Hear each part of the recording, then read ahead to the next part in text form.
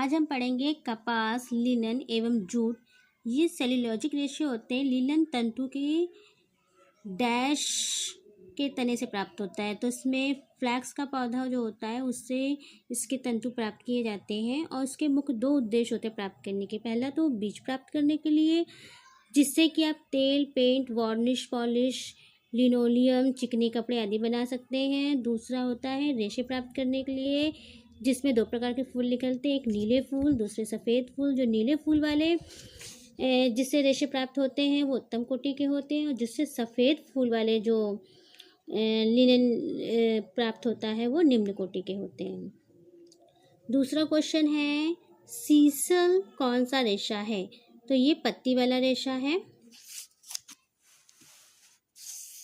कपास की रेशे की लंबाई कितनी होती है?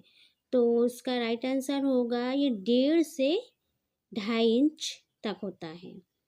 तो इसमें देखिए दिया भी है कि कपास की रेशे की लंबाई 1.5 से 2.5 इंच होती है। कपास के रेशे का मापन इंच में होता है, ये भी क्वेश्चन आता है। और दूसरा ये स्टेपल रेशा होता है। इसमें क्वेश्चन पूछा जाता है कैसा रेशा होता है, तो आप बता सकते हो स्टेपल रेशा होता है। ये प्राकृतिक जगत से प्राप्त होने वाला रेशा है। इसे वाइट गोल्ड भी कहते हैं, यूनिवर्सल फाइबर भी कहते हैं। तो ये मानव निर्मित रेशा है। इसे कपड़ों का राजा भी कहा जाता है। ये अरेबिक भाषा के कोटम से बना हुआ है। लगभग 5000 वर्ष पहले ये रेशा प्रयोग में लाया जा रहा है। दूसरा है इसमें, जलने के पश्चात लिनन के तंतु की राख का रंग कैसा हो जाता है? तो इसका जो जलने के बाद इसका जो राख होता है वो भूरे रंग का हो जाता है।